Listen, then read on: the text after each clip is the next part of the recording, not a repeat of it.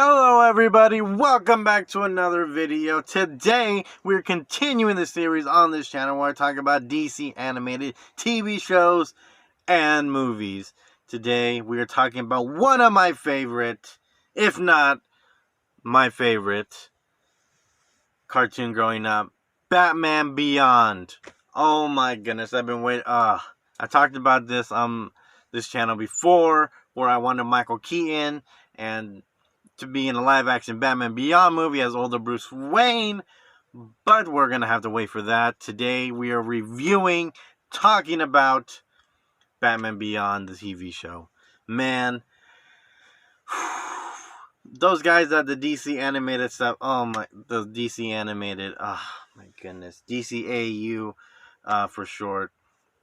Man, whoever's doing the Paul Dini, Bruce Timm, all those people doing the stuff at for DC animated stuff, they create characters that are so popular. Then they be going comics. So like Harley Quinn, Mr. Freeze's new origin story. Where now that's like basically the definitive Mr. Freeze origin story. Batman Beyond, he became so popular. Now he's in comic books just like Harley Quinn.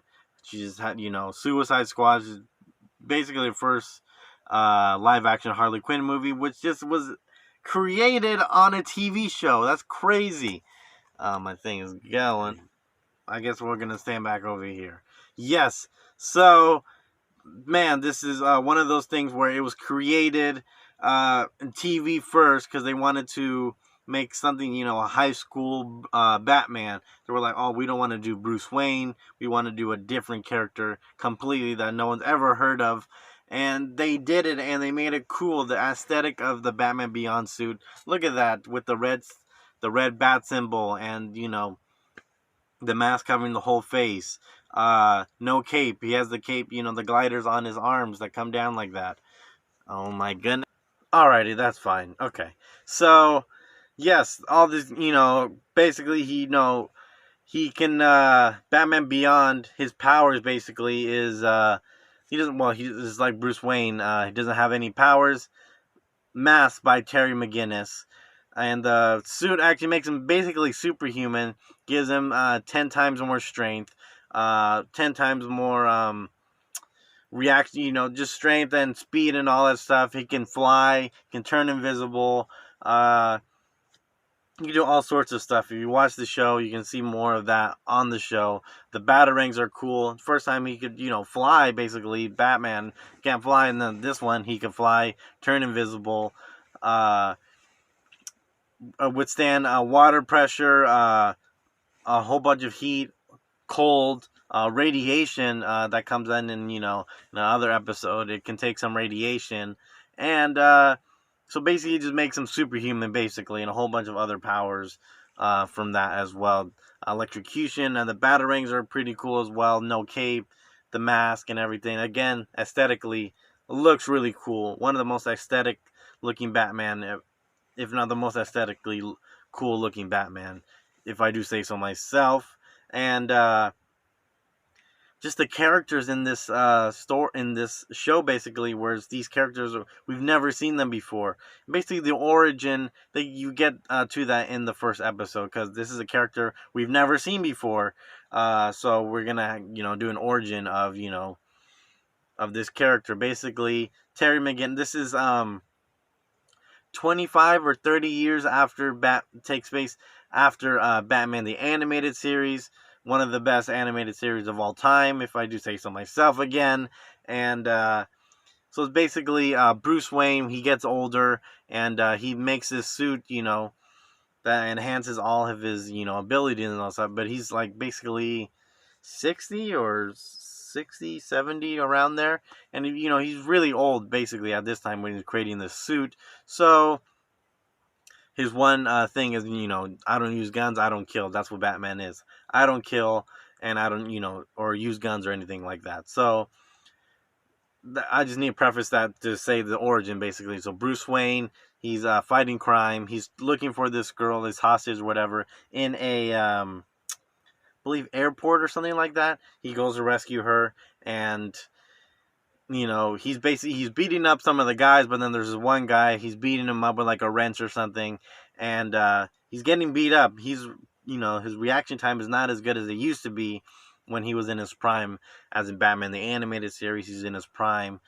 He's gonna beat up all those guys with just one hand, tied behind his back, tied behind his back, basically.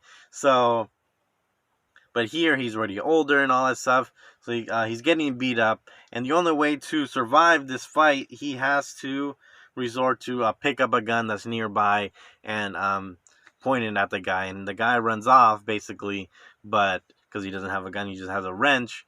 But after that, he's like, I'm not gonna be Batman anymore. I can't be Batman anymore because I have to resort to basically almost killing somebody, and I don't want to be Batman anymore. So he retires being Batman, and now cut to like 15 years later, 15, 20 years later, whatever the timeline is of that, is Terry McGinnis comes along, and there's a whole bunch of, Terry McGinnis is basically Bruce Wayne's clone, which you see, and if you've seen Justice League the Unlimited series, they have, a thing for Batman Beyond, because they really never finished the show. They never had a season ending or anything like that.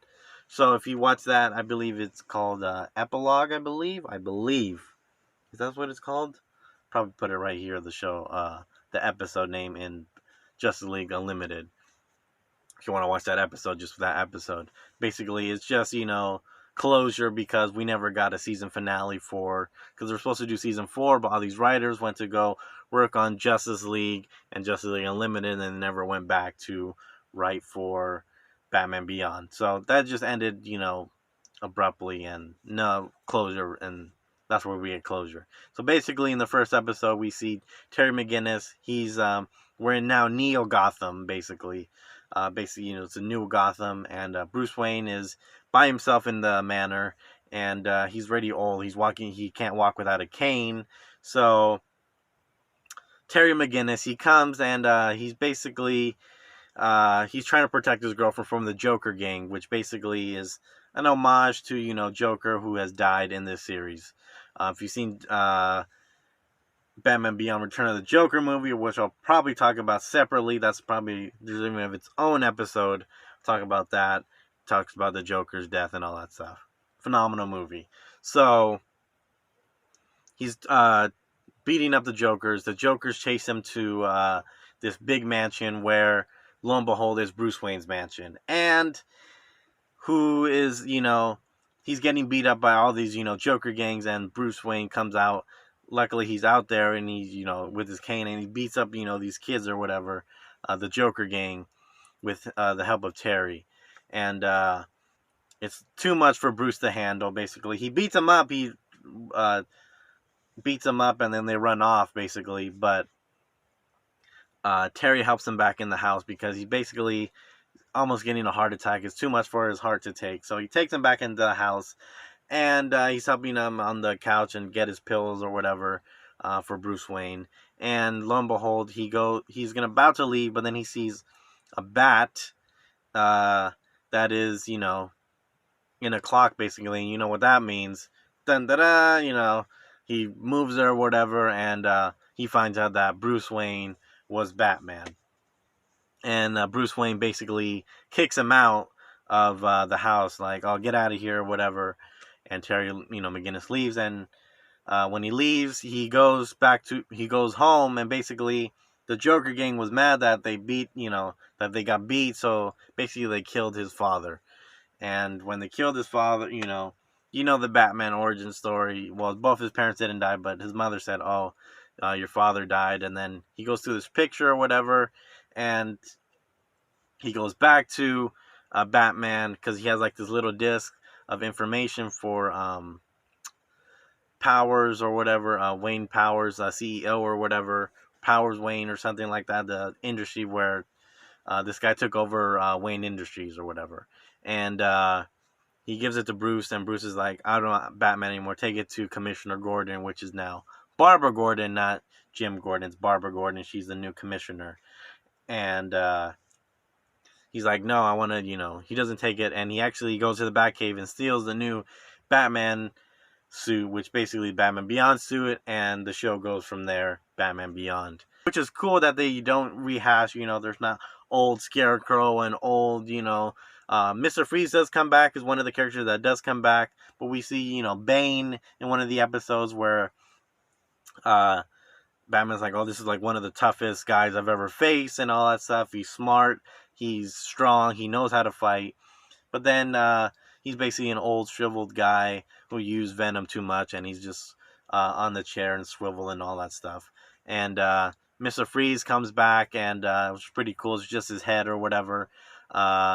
Basically, Bruce Wayne is like the Alfred for Terry McGinnis.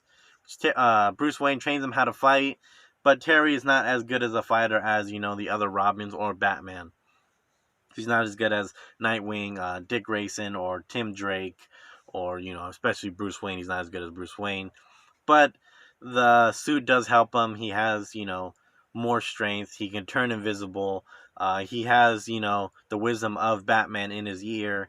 Batman can see whatever, the real Batman, Bruce Wayne, in his ear. And I like how there's new characters, and again, like I was saying before, that there's new characters, and there's new, basically just new characters, and not just rehashed old ones. I believe her name was Mystique, and all these other character villains that the new Royal Flush Gang and all that stuff, which is one of my favorite episodes, where the Royal Flush Gang and all that stuff. But I just like the aesthetic of this. It's basically like the futures, but like it's still 90s stuff. Like they still have like these little CDs, floppy disk or whatever. Like we don't even use CDs or things like that anymore. But it's like futuristic. Is believe this takes place. The show is 1939, I believe.